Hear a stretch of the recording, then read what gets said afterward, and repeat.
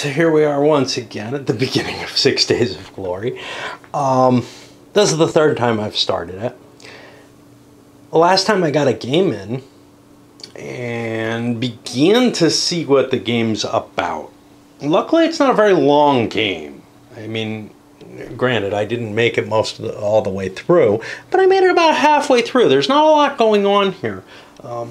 Like the other games in the Zucker designs, quite often there aren't a lot of pieces moving and there's not a whole hell of a lot you can do. Now, in terms of, a lot that you're fiddling around with and moving with pieces, what there is this humongous, oh my god, how do I play this game? How do I possibly get what I want to get done on something like this? Because I don't just form a line or whatever, what I have to do is I have to figure out how to achieve the victory conditions, whatever they are. And in this particular scenario, they're kind of interesting because they're pretty much casualty based. Now, one thing I found that I missed on the original was over here, not marked up in my... there was one other thing that wasn't marked up in the rule book, which was the... what is it? It was. So the village-town effect is actually covered over here on the terrain effects chart. I thought it wasn't.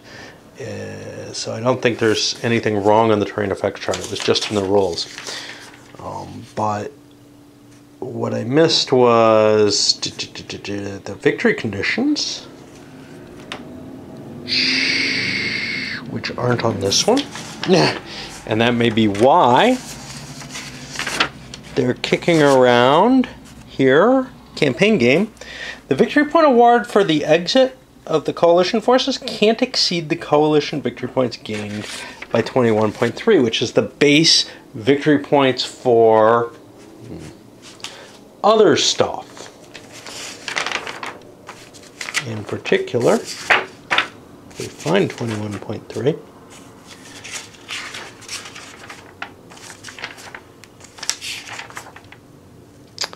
They're a combination of from casualties and from capturing victory point. From capturing the baggage trains. That's important. Coalition can't just leave the map and win anymore. They actually have to, I assume it can't exceed their victory points for casualties, etc. As opposed to they can take losses from the French and just cancel them out. It doesn't really matter though. In order to win the game, they have to win a battle somewhere. Okay. So the last time we played, the French got completely wiped out. And now I'm in essentially, now I'm in a position where I want to take a shot at it again. Now knowing how the Prussians come on the board, how Blucher's forces, which are many of them Russians, how Sakin's forces, who are, I think, all Russian, but I'm not positive, come on the board, and how they kind of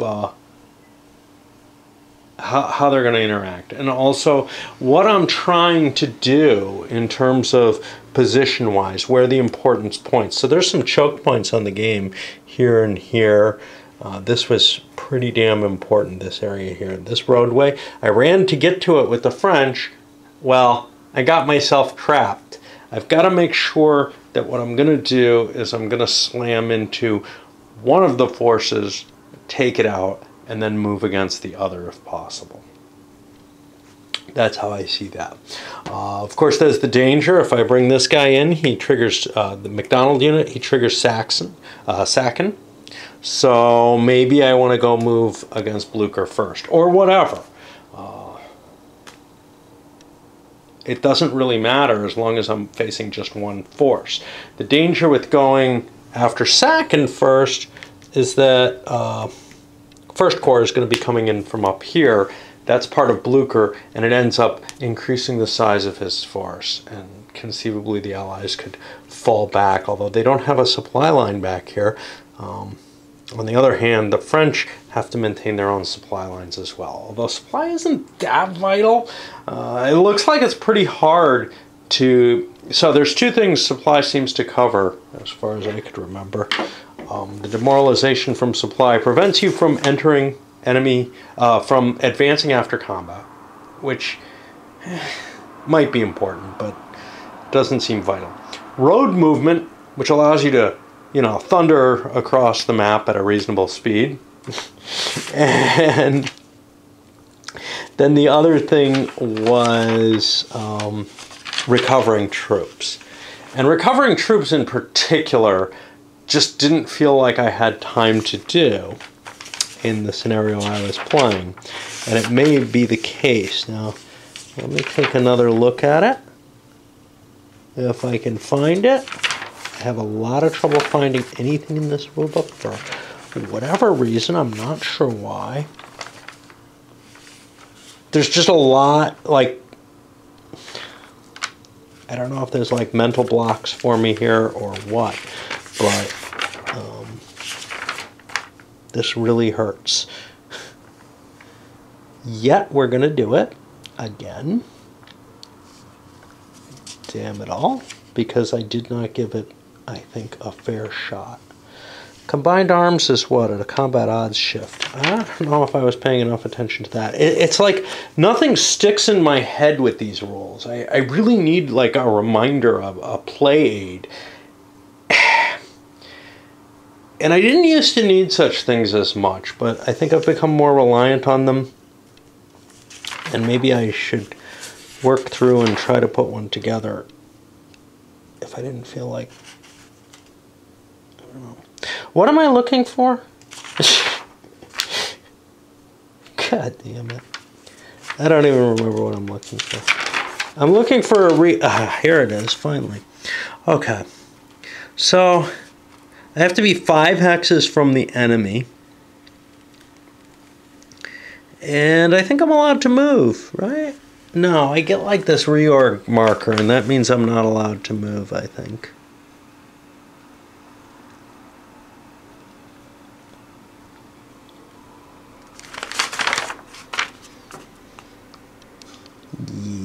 They may not be placed in command during the immediately following command segment. I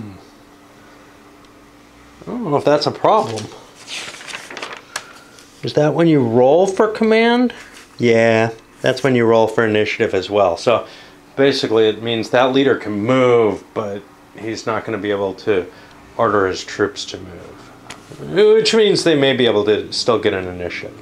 Alright, well, I'm left in not too different a position from before in terms of, well, what the fuck do I do? So I'm going to need to have a pipe with this and contemplate the board this time, now that I have some idea of what I'm trying to do. Before I felt like I was just blundering. I still think I'm going to feel that way. All is lost save honor. It took me about 3 or 4 games before I started getting this is how it actually works. And this is, I think, a system that I'm going to have even more trouble grasping the effects of the movement, etc. Because that game was one where, man, there were these clear road lines that you really could control and kind of dominate the board through. Here, these road lines don't seem that important comparatively. Supply, etc. It just doesn't seem like I have as much of a requirement to keep the road lines. Plus, in that game, I had territorial considerations. Hey, I want to take this city, this city, this city, and I can win an automatic victory or whatever. Here, there's nothing like that. Here, I want to defeat the enemy army. Yeah, how do I do that? Well, I don't know. Open up with the night turn, and again, I shoot Blucher over here. I just think he really wants to be in command of these guys. Because I'm going to try to fall back with them. And the Plexi is definitely making this much more playable.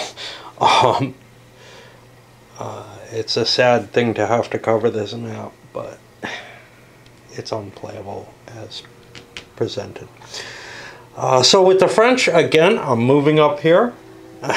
Am I doomed to repeat the same mistakes across the board? Maybe. I don't know. A bit more care and setup. The French have set up so that they can actually hit this town with 2 of their core, and then I've got the Young Guard hitting here. The Young Guard, let's do them for 6, 12, 15 to 2. Hey, that's 2 to 1.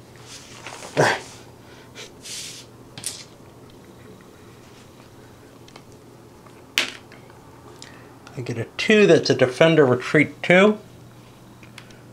I know there's some ability to ignore.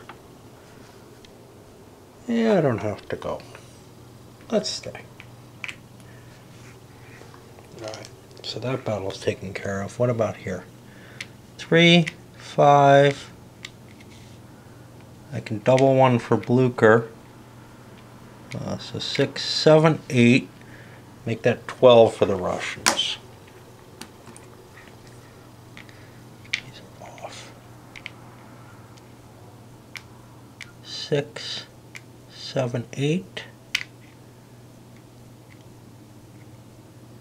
12, 17, 18, 19, 20. Okay. That sounds like a 1.5 to 1.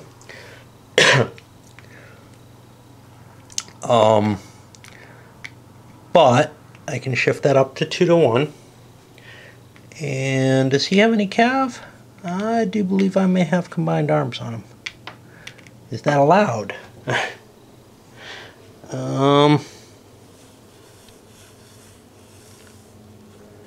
don't remember there being anything getting rid of combined arms specifically in here.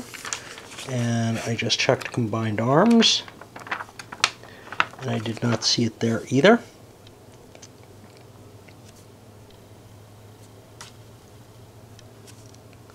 I do not see it.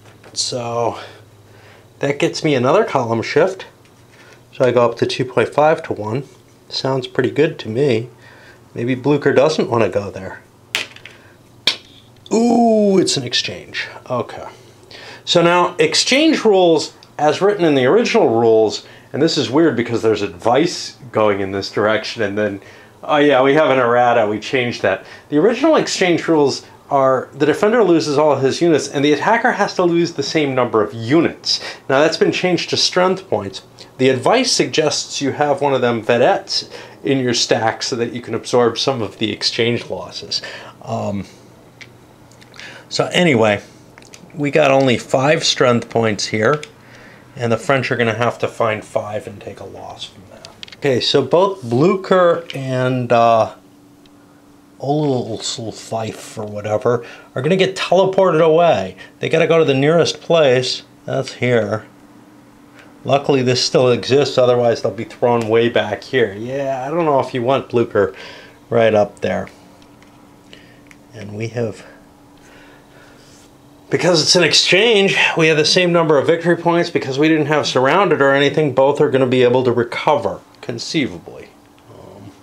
That's going to put it over on the Russian turn. Well, and we'll see what they can do. And yes, I think the opening book start here is going to be huge, because one of my problems was I failed to get a good attack in on anything there. Well, the chateau's hard to attack, but if you can divert around the side and hit the town, you can get to there before the Russians can get out. Or the Prussians, or whatever they are. Russians, I guess. And that's a pretty big advantage there. Maybe I'm doing this right, maybe I'm not, but because there's no zone of control going into here, the Russians pulled back over to Etoshe, and Blucher himself's running all the way back home. Mainly, I can't risk losing him, you know. It looks like this is going to fall, so we have York coming in down here. Probably cheated. 1, 2, 3, 4, 5. Actually, he should be back here. Because why? Let me think. 1 to take the bridge out. 2, 3, 4. Now, from here, I have to stop being road movement because I'm doing these one at a time. So I'm actually to only here with 5. Okay. Broke the calf down into vedettes and covering this. Now, I'm not really trying to be too sneaky with the vedettes right now. I'm just trying.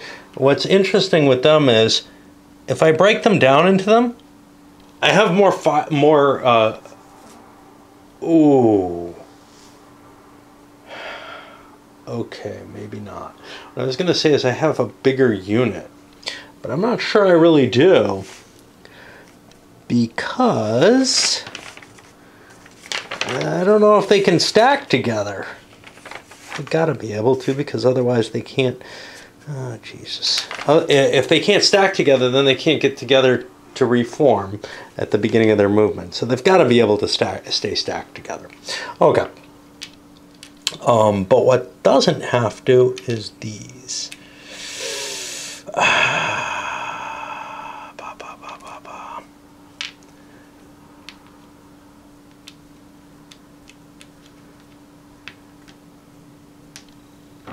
cover this one.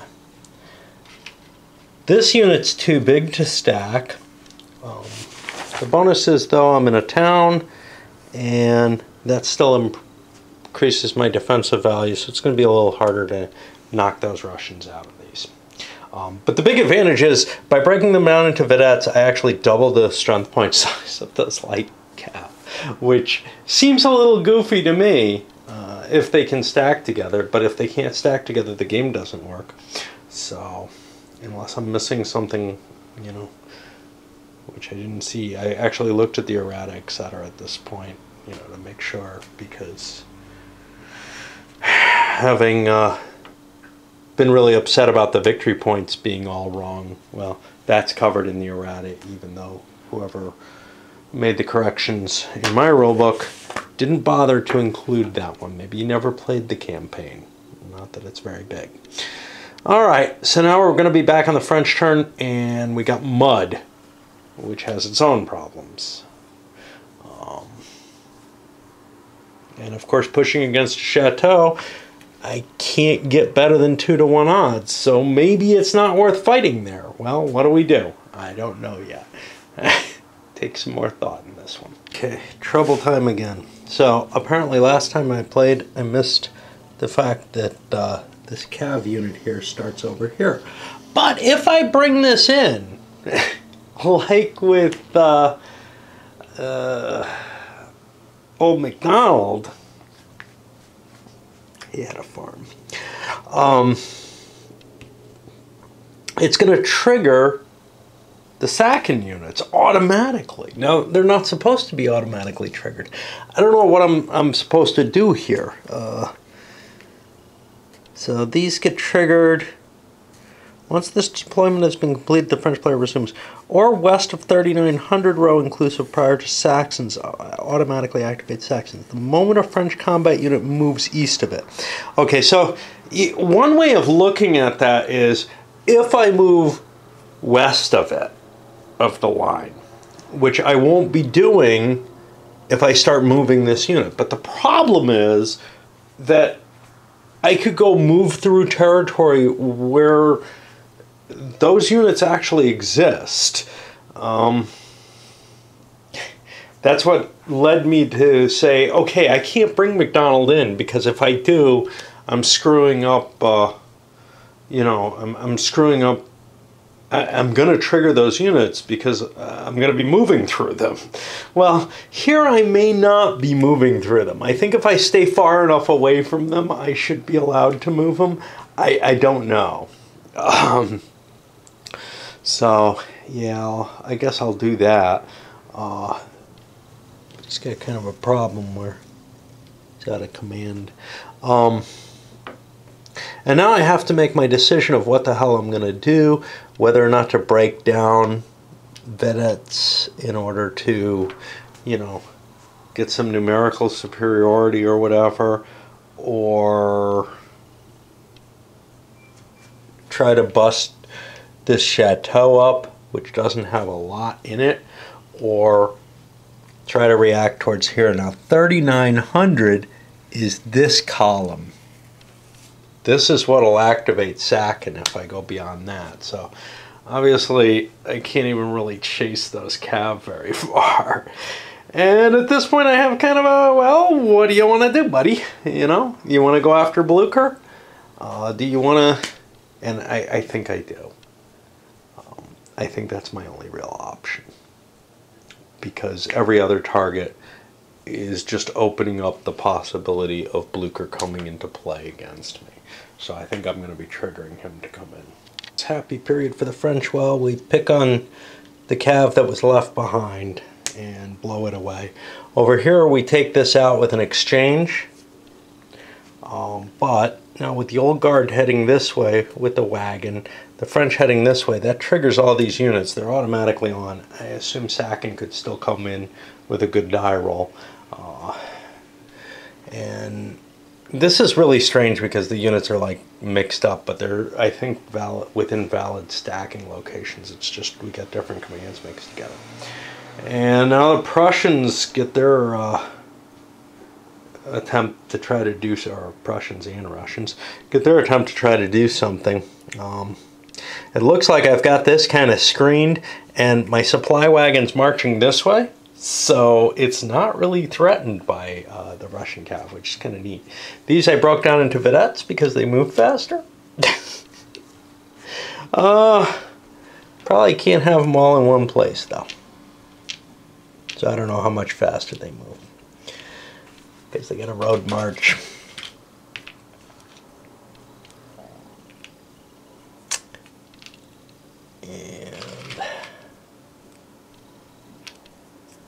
That means even though they're tiny little units, they still have to spread out. Alright, there's forces were unable to completely mobilize, so we threw some forward into this village or whatever, hoping to be able to withstand, but it's scary. And then these are all kind of loose.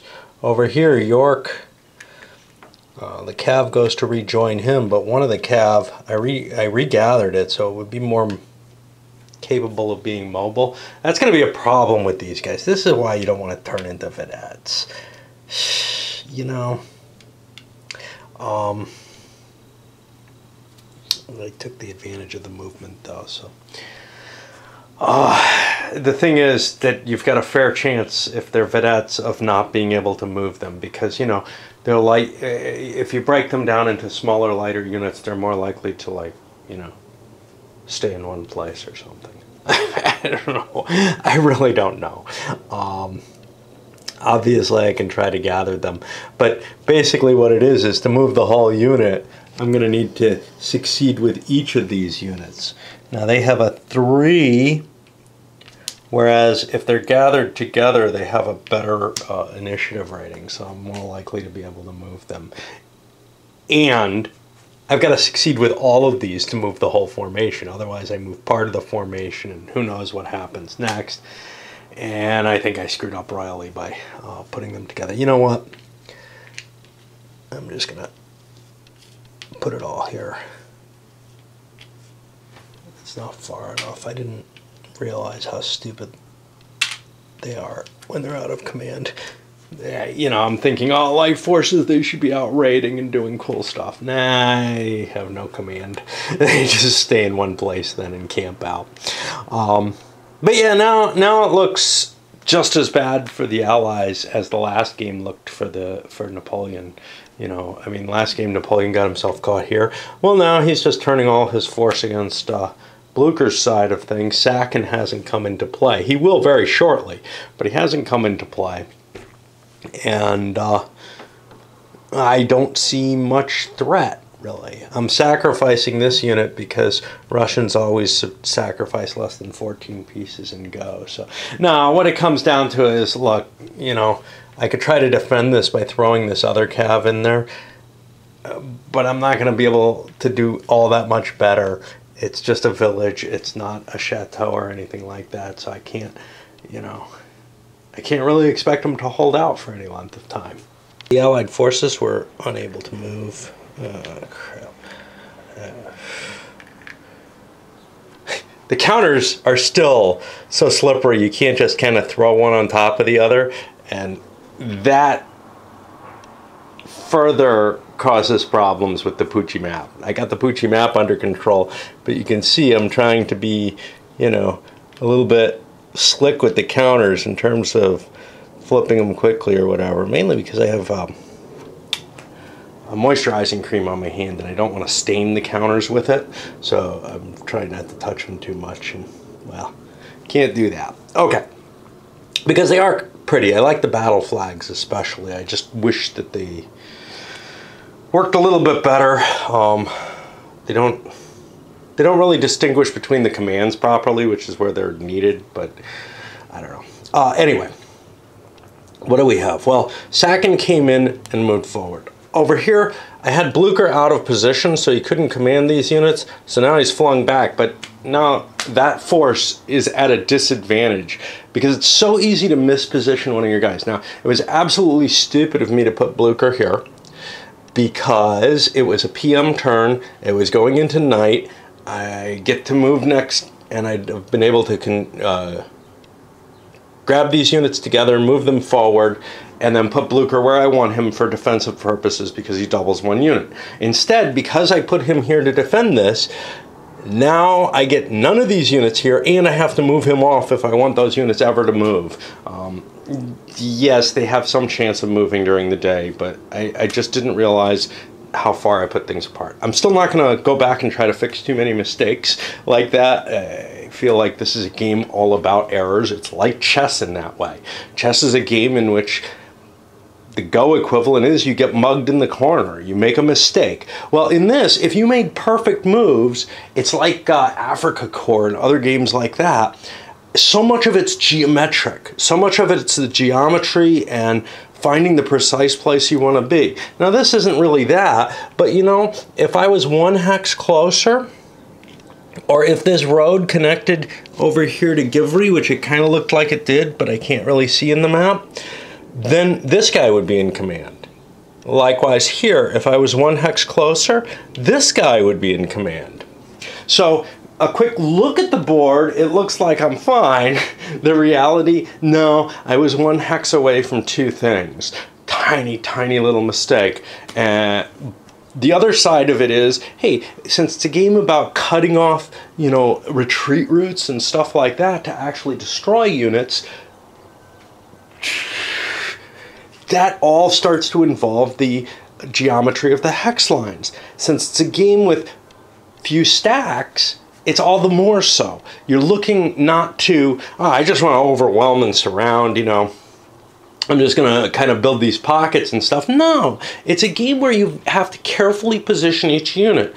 And carefully positioning a unit right next to an enemy may not be possible. It also may be disadvantageous in the sense that there's some key location here where you're affecting this battle, but maybe also affecting some other enemy units. That kind of thing doesn't thrill me. I like the idea of, oh, I'm positioned to help here and here. I don't like the idea of, oh, I have to count the number of hexes and be in this precise location and understand all the terrain precisely in terms of how it affects the game, rather than, you know, something that I can more kind of shoot from the hip for. I don't mind that kind of planning and everything when it comes to the logistics of, say, an OCS game, because it seems to suit. The kind of planning as to precise positioning in terms of what hex you're in, that doesn't seem to suit anything that's actually happening. This doesn't represent the reality of the terrain to me enough to be looking, you know, if I was looking at it and it very clearly popped out, there's a ridge line that I'm holding. But the map's so muted, etc., that, well, and here I am griping about the system again, but quite honestly, yeah, there's reasons that I don't like this kind of game, that I shy away from it, and that I've not learned to just be able to play these. There's very few games like this, and I think there's a reason. I think I'm not the only one who has some difficulty dealing with the concepts here and with enjoying them. And I turn a little bit of repositioning. I'm saying, and this may be wrong, that units that just came on the board don't have to meet their supply requirements. So like these guys just started, they wouldn't have been able to meet, I think for the most part, any supply back to here. They're all not demoralized. Likewise, these two guys just came on, they're not demoralized. That means I have some road movement capability for SAC and for these, which I otherwise would not have. Oh no, actually Sakin's fine. He has the baggage train with him. So the big question is, would these guys have been able to operate? The French repositioned some of their units, the big E being the Young Guard is moving up to support Napoleon more. I have more than enough force, I hope, to handle this cav. I have to worry about those guys, but I want to get my troops out of the way of those guys so that I can handle Blucher's side of things. Mortier didn't get to move. I did shift over here, so I'm at Etages and Vert. A little bit more defensive position in case the Allied forces decide to do something somewhat too intense. So, I'm not quite sure where I'm going to launch my attack. Like, sending the blow here looks really valuable in terms of, hey, that's weak and everything. There's no defensive terrain. But this is the key point right now, so the only problem is this is almost sitting out here like bait, because so much of the Prussians can hit me if I go in there. That, on the other hand, if I go here, this thing can hit from behind along with the Prussians. I'm probably best off going the one way. Ney's not going to get there quickly enough. Mortier's not going to get there quickly enough. Although I could play for time, try to destroy this, and try to keep shifting in that direction. That gives SAC a good deal of time to try to set up, say, a defensive perimeter here around Montmirail. But victory point-wise, I'm already ahead. I may end up more ahead after I deal with the Prussians. Maybe I don't want to fight the battle, you know. Because right now, the Allies only have 3.5 points that they could march off the map and get victory points for. I started doing the French turn and then realized, oh, wait a minute, there's something left to do. I'm in a day turn. I've got units available, and Marmont is far enough away, 5 hexes, that he can recover a couple of units. He's got a couple of dead units, but he's got to roll 4 or less on each one, because he's demoralized. He took a lot of losses. Right, he is. Why did I take them all on him? Wow. Oh, there it is. Yeah, I probably shouldn't have, but it worked out that way. So on the big unit, that's not coming back. And on the artillery, okay, I get that back, which means I get 2 strength points back from losses. This, I think, stays where it is. That number gets reduced, and the victory points don't get affected. This is going to show up with Marmont with a rearg marker on him, which means he's not going anywhere right now. And the reason I noticed this is I think Marmont's going to attack down here. I've moved Mortier up here. It looks like an attack from this direction is going to come. The Young Guard's going to make its way back to Etoche, and of course we're going to see if we can fight and destroy those stupid Cossacks. Chain of not quite yet at work, but lots of emails to deal with that all came in at once because something was made available to me and I had to cope with them. And I lost my place in thought here. I was about to start recording when I heard them starting to come in. Okay, let's see what happened. Young Guard, baggage train. Napoleon's here now. That recovery, which is only a 1 strength point unit, prevented him from stacking into that location.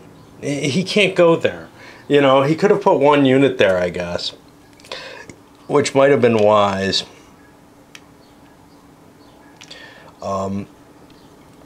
Over here, we've got the 6th Corps. It wasn't able to strike. Mortier, of course, moving here.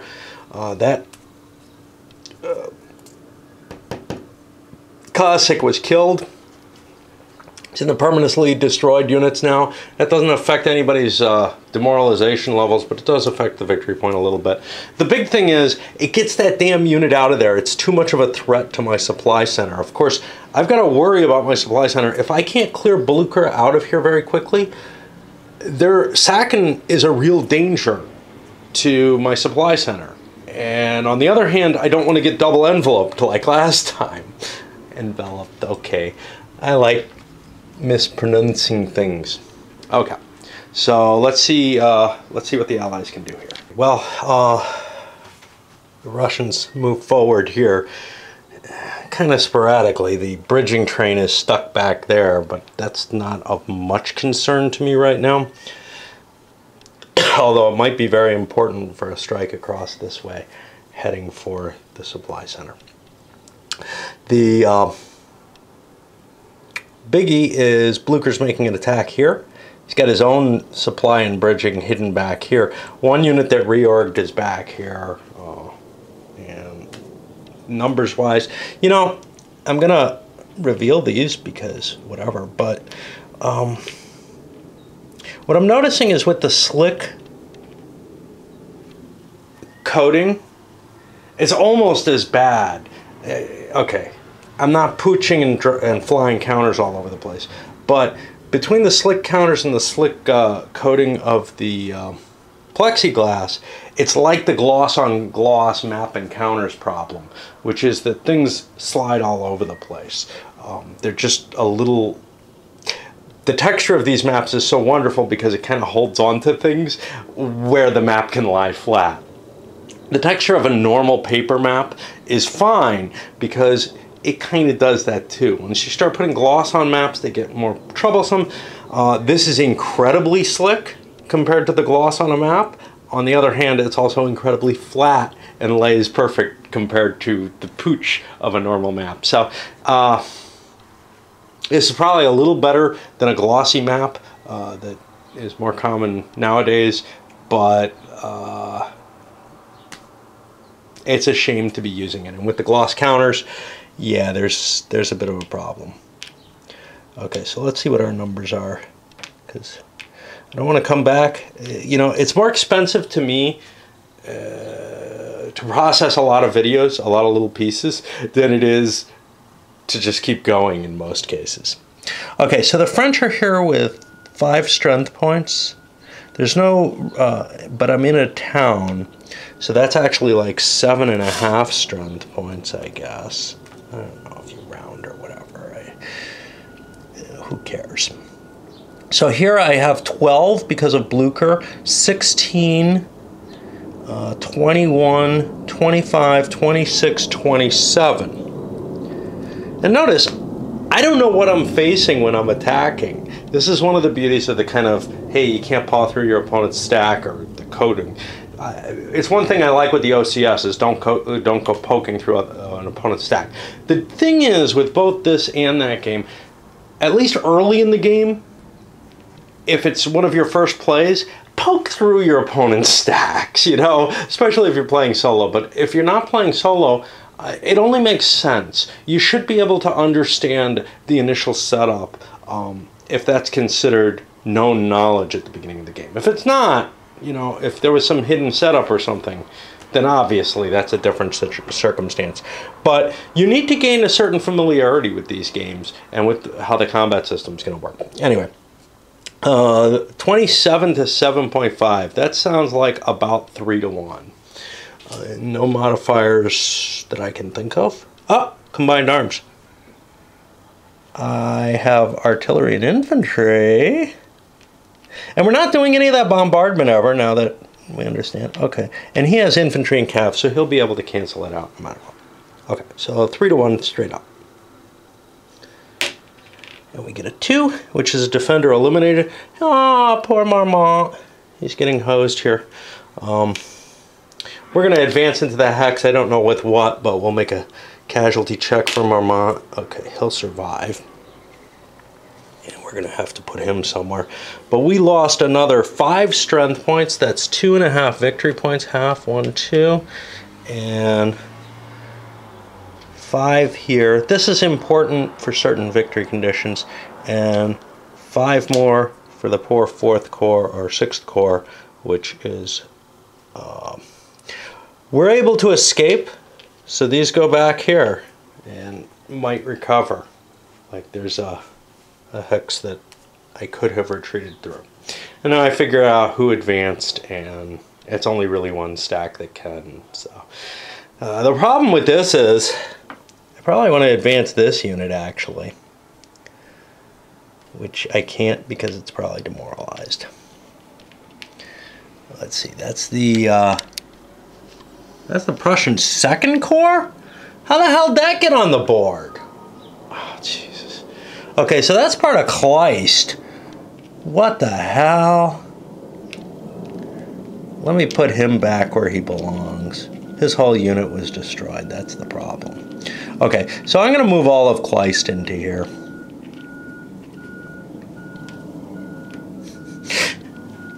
So the French are trying to skedaddle their way. Oh, forgot about these guys. Let me get these up a little further. I think we'll just combine these here. They're not in road move anymore, but they're putting a threat. This guy didn't get to move.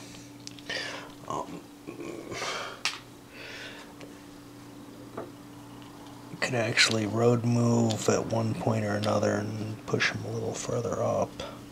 I don't want to take on these guys yet though, so I'll stay where I am. So we're trying to push away from the main Russian force coming from the west there. McDonald came in. Units are moving sporadically because not everything's in command, especially the stuff trailing down around here, but Mortier as well, unable to really move.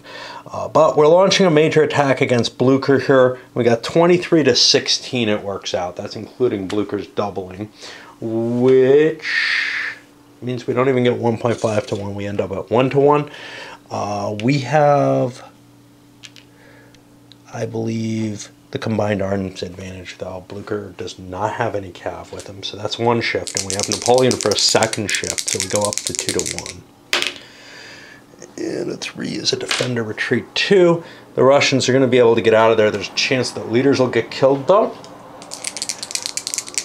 Blucher and his little buddy both survive, and we'll figure out where I'm moving. I definitely want to advance because that forces these guys to attack. Anyway, I try to resolve the vedettes rule on reorganizing, because this one's reorganizing. I put 2 of the units back on the board. Great, they can't move. Well, there's 2 more sitting over here that can be reorganized. I could only reorganize 2 in a turn. The way the rule reads, it sounds like as long as all of the ones on the map are there, I can reorganize it. But then that becomes a problem. What happens to these? Do these just shift over here and somehow magically become available again?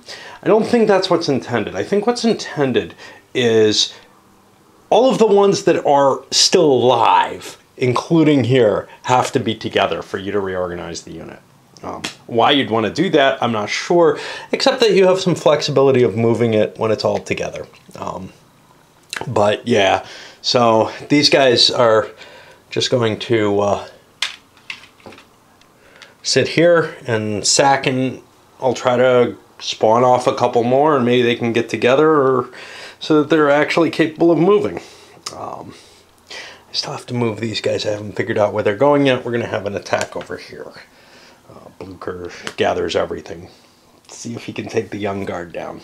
This time things looked like they were going a lot better for Napoleon, but what worked out to be, I think, a 1-to-1 attack. A roll of 4 was an exchange. Napoleon's entire old Young Guard is destroyed. Lots of points exchanged on both sides. Damage done on both sides. Napoleon rolls a 1 and is dead again. It's the risk of using him, but you can't really afford not to. I mean, he's a huge bonus, and a 1 in 6 chance if you lose. And I mean, losing was not a guarantee at all here. With all the Prussian forces put together, and this included France's shift and because of Napoleon, but it got us down to 1-to-1. And okay, so there's a 2/3 chance that 1 in 6 chance has to be rolled. But, you know, how are we to know that this was going to fall out this way, that the points were going to land this way, whatever. So that's 2 down. I'm done playing. It would be interesting to play it out a little bit more, but I'm not gonna take another shot at it. It's just very likely that you're gonna lose, the game on a Napoleon loss, and I really don't see trying to withhold him from combat. He's too big a bonus. That column shift. I mean,